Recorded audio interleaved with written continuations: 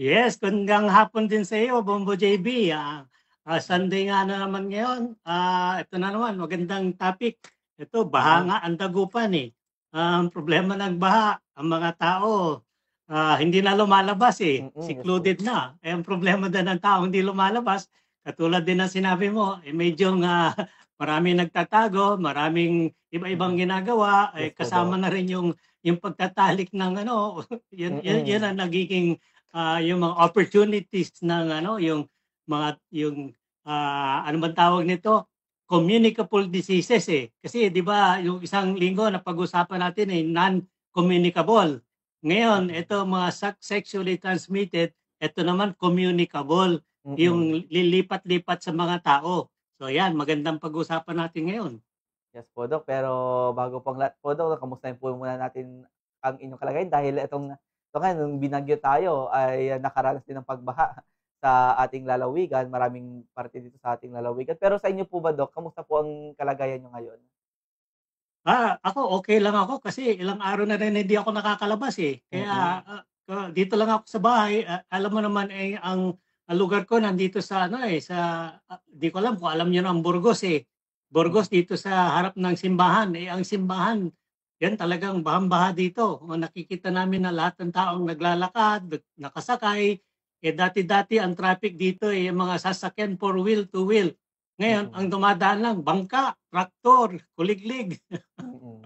Kaya nga po, Dok, Iba na kahit din itsura. do'n yes po, kahit dito rin po sa, siyudad ng Dagupan may nakikita tayong mga kuliglig, traktor bilang, alternative na, Yes. transportasyon. Pero ito, Dok, 'no, sa ating pag-uusapan ngayon itong STD dahil nabanggit niyo rin kanina, maaaring, maraming mga hindi makalabas ngayon dahil sa pagbaha at, siyempre hindi dito mawawala yung mga chances na makipagtalik ang mga tao na siyempre partikular na sa mga nabo-boring or yung mga mag-asawa.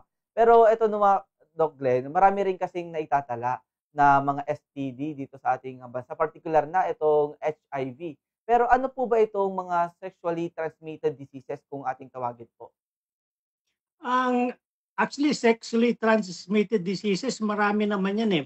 Ang yung sexually transmitted diseases, um, kasama 'yan sa yung communicable, ah, yung mga yung ways ng transmission ng mga causes ng sexually transmitted diseases ay ang mga causes is bacterial, viral, Mm, at saka parasitic. Nabanggit mo na rin kanina eh, yung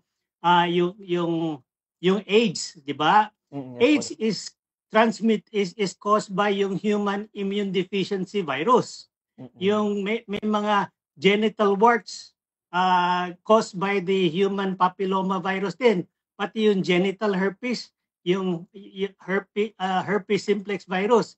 Yung bacteria naman, yan yung mga syphilis, yung gonorrhea at saka chlamydia.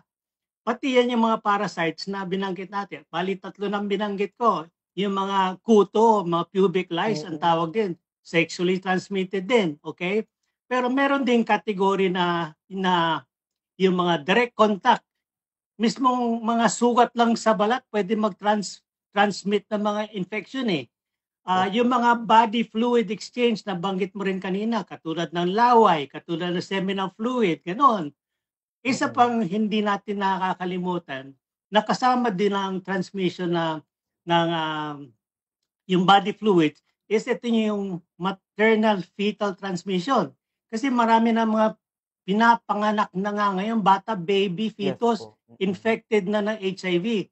Yan naman, galing yan sa mother. And yung mother, HIV positive, so Mm. na-transmit din sa baby. So, ganun na ng mga sexually transmitted diseases ngayon. Yes po, Doc. And ito po, Doc, yung STD maliban po sa ayun nga po, pakikipagtalik or, nahawaan maaari po ba yung isang tao na siya po mismo yung makabuo or manggaling mismo sa kanya yung itong mga sexually transmitted disease at hindi po nanggaling sa pagkahawa lang po sa kanya? Well, maaari naman din, possible at possible 'yan, eh. Kasi 'yan ang kasama 'yan sa ang bacteria ng cause ng sexually transmitted diseases, hindi Mm. lang bacteria, virus, parasites, 'di ba? Yes So po. yung isang tao na hindi maganda ang personal hygiene, Mm. pangit din ang lifestyle, pwede siyang magkaroon ng mga ganyang bacterial infection, siya lang mismo, tapos bacterial viral parasites, tapos makikipagtalik o mag-associate siya intimately with yung mga very close sa kanya, so ita-transmit niya, so either yung close contact or sexually, yon ang magiging resulta niyan. So tama yung sinabi mo, hindi naman kailangan galing sa ibang tao. Yung Mm. taong mahina ang poor personal hygiene, pwede siya ang magiging source. Yes po. Eh, sino po ba yung kadalasan 'no, Doc, na natatamaan nitong, sexually transmitted disease? Ito po ba yung talagang mga active po sa sexual interactions or yung mga marami pong, beses makipagtalik na na klaseng tao po? Yes, well, Mm. more frequent 'yan sa ano, yung mga sexually transmitted diseases. More Mm. frequent 'yan sa mga, well, makikita example 'yan yung mga sex workers, eh, yung Yes mga po. prostitution, mga gano'n. Well, din sa ano, yung mga yung mga, yung young teenage sex gano'n, very ano rin 'yan, very casual, eh. Sa isang, individual teenager puwede siyang magkaroon ng multiple partners, eh. It goes for yung lalaki at saka babae. Hindi mo naman Mm. puwedeng sabihin lalaki lang o babae lang.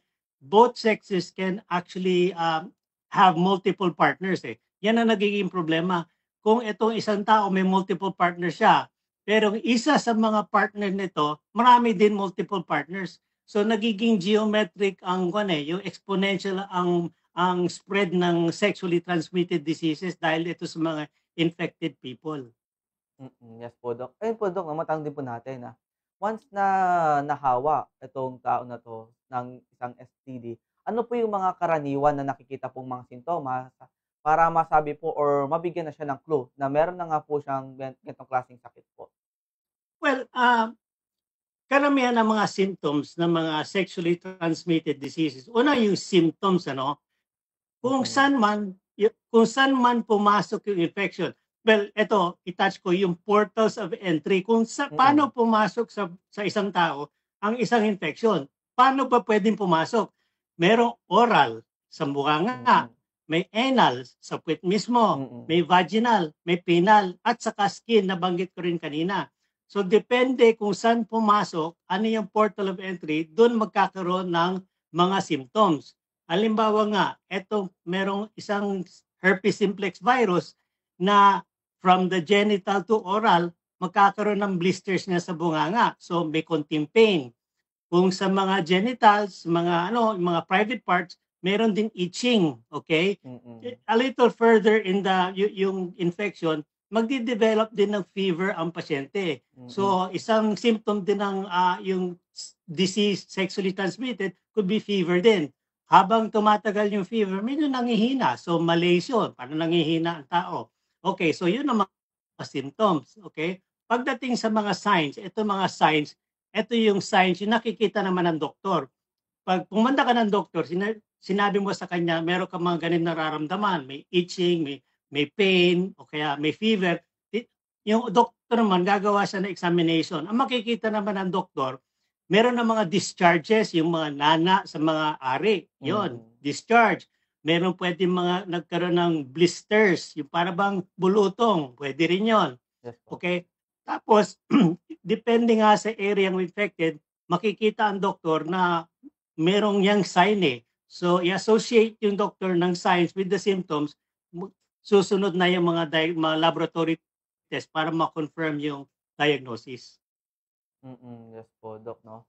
And ito rin po, Doc, 'no, since, ang ating nabanggit kanina, ito yung mga sintomas para makita ng isang tao kung, sila ba ay, merong, STD. Pero paano po i-evaluate, ng ibang tao po kung kung ito pong partner nila or yung, pakikipagtalikan po nila is merong, STD po? Kasi 'di ba po, Doc, ngayon sa ating henerasyon ngayon, sa kasalukuyan, masyadong aktibo na po yung mga kabataan sa pakikipagtalik, to the point na parang hindi po nila tinitingnan kung, ano ba yung background ng kanilang partner sa, ito nga po sa sexual interactions na ito. Ano po yung mga key points para masabi nila na merong, sakit etong partner nila? Okay, well, tama yung nasabi mo at nabanggit ko kanina, Mm. starting symptoms eh. Kung isang individual, meron siyang um, symptom na alanganin, sabihin natin doon sa karamihan yan doon sa yung lugar ng ari ng babae o lalaki, di ba? Laging kinakati. O hindi Mm. lang kati, nagkaroon ng konting discharge para may nalang lumalabas. Yung sinasabi nilang tulo, ganon. Yun, isang symptom din yan.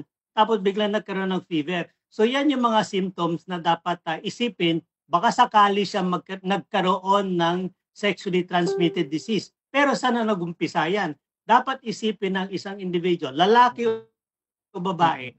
kung magkaroon siya ng ganyang mga symptoms, dapat kausapin niya rin yung partner niya. Importante yan eh. Mm. Tatanungin, prangkahan doon sa partner, meron ka bang ganitong simptomas? Mm. Kinakati ka ba? Meron ka bang lumalabas sa iyong ari? Ganon. Kasi pag ang individual niya, alam niya may sakit siya, nagpagamot siya, pero hindi siya nagkumonsulta sa partner niya, pwedeng pa ulit-ulit yan eh. So, importante, sa diagnosis, kailangan mag-partner ang mag-aasikaso niyan, hindi lang isa.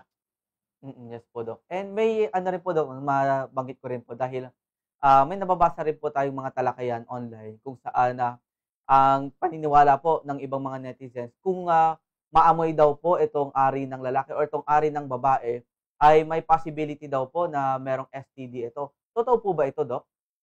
Well, yung amoy ng yung lugar ng ari ng lalaki babae, hindi naman yan definitive diagnosis na merong sexually transmitted diseases. Yes po. Pero siguro sa beginning stages pwede mangyari yon.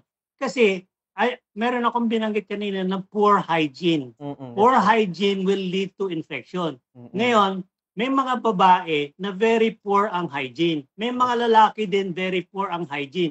Yung hindi naguhugas, hindi naglilinis, Mm. pero papatungan pumaya ng yung frequent sexual activity. So poor hygiene with risky sexual activity will lead to infection. So yan na naman nangyayari dyan. So ang importanteng sinabi ko dyan is yung dahil sa poor hygiene, nagde-develop ang mga odors eh. So odors is para bang ano lang, hint lang yan eh, pero not necessarily Yes infection. po. Kung meron mga ganyang odors, kailangan talaga sabihan yung may odors o kailangan ayusin mo yung hygiene mo kasi Mm. magde-develop ang mga disease diyan. Yes po, Dok. And to Dok 'no, para mabanggit rin natin sa ating mga kabomboy, kahalagahan ng mga contraceptives and other protections po. Gaano po kahalaga ang paggamit ng mga protection para makaiwas po sa mga ganitong klaseng sakit po? Well, very important talaga ang ano yung protection, contraception. Kasi meron yung tinatawag nilang tabu, para bang ayaw nilang sabihin, ayaw nilang Mm. gamitin, pero actually it's very true na importante yung protection. Yung use ng mga condom, very important yan kasi kahit na sabihin natin very loyal ang mag-partner, hindi mo Yes rin po. ma-anticipate yan. Kasi isang dulas mo lang sa isang partner na mayroong infection, ano Mm. kalat ka agad yan eh. So Yes. yung paggamit lang ng protective na mga condom, very useful yon. Hindi lang sa infection eh. Kasi ang nagiging problema din ng mga yung very sexually active mga teenagers, nagkaka-teenage pregnancy. So yung Yes dalawang po. complication na yon ang use ng contraceptive katulad ng condom at saka birth control pills. Yes po, Dok 'no. Yun po dahil kumbaga do-domino effect rin po 'to. Kung meron Yes, pong sakit yung partner nila tapos nabuntis rin po itong babae, maaaring din pong makaapekto sa dadalhin niyang bata at, correct. ito rin ay magkaroon din ng STD dahil, nagkakahawaan lamang sila 'no, Dok. Ano po yung Correct. possibility mangyari. Pero Dok 'no, once na nagkaroon na po itong isang tao, o isang individual ng, STD or sexually transmitted disease, ano po yung mga possible po nilang gawin na para malabanan po nila itong sakit? Well, ang ang taong na-confirm ng mga actually pag pre-diagnosis, pag hindi alam kung totoo may sakit, may sexually transmitted disease, wag na mag-atubili, wag ka na mag-procrastinate ang tawag nito. Kailangan po konsulta ka agad. Kasi lagi ko sinasabi, early detection is important eh. Pag na-detect agad, na-confirm, madali namang gamutin eh. Kasi may mga long-term side effects na mahirap nang gamutin.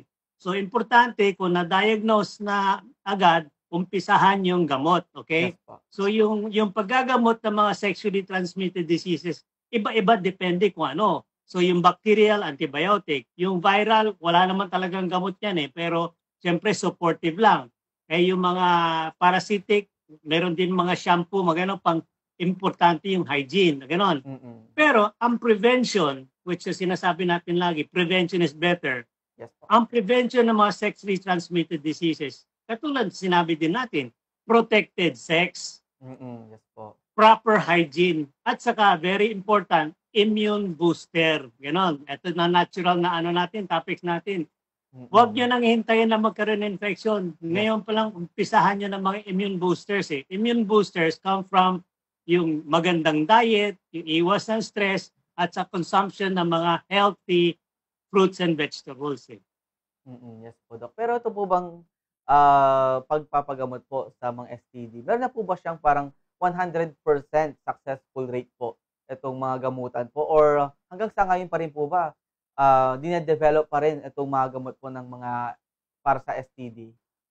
Well, yung very common na STDs, yung mga bacterial, viral, mga parasitic, 100% ang treatment yan. Magagamot talaga yan. Okay, pero ang condition is compliant ang pasyente sa medication. Kasi yan problema sa lahat ng gamot eh. Sasabihin ng doktor, kailangan inumin mo to. Ang problema is pera or compliance. May excuse ka, inom ka na antibiotic na 1 to 2 days tapos na. Hindi, babalik ang infection mo. So yung sinasabi natin guarantee treatment depends on your compliance with yung instruction ng doktor. Yan yung una yan. Mas mahirap ngayon yung viral infection. Yung mga viral infection, katulad na lagi ko sinasabi, self-limited eh. Ang problema sa mga katulad ng AIDS, HIV, medyo matagal-tagal yung virus na yan eh. Eh kung mahinang immune system mo, baka ikaw maunang bumigay kaysa yung virus. Yes po, Doc. Ito po, Doc, no? Huling katanungan na lamang po. Ano po yung may bibigyan niyo pong mga advice sa ating mga kabombo, lalo na sa mga kabataan na nahihiya na magpa-consult sa mga doktor or gumamit ng mga protection dahil nandun pa rin yung stigma sa kanilang kaisipan na dapat ikahiya or nakakahiya na bumili ng condom or nakakahiya magpagamot kapag ikaw ay merong HIV or anumang STD na nakuha nila. Well, ang masasabi ko lang is importante yon yung magpa-check up kung may mga ganitong symptoms na alanganin na palagay natin ang galing sa sexual activity. Okay naman yung mga doctors clinic. Meron mga ano din eh, yung mga public health na clinics na very discreet naman. Hindi naman pipila ka lang naman doon sa mga clinics at hindi naman alam ng mga katabi mo kung anong sakit mo. Malalaman lang naman ng doktor yan pag nagpakonsulta ka. At mga doktor naman, meron naman silang yung ang tawag nito confidentiality. Hindi naman talaga ikakalat ng doktor na kung ano man ang sakit mo. Bawal naman din yan eh.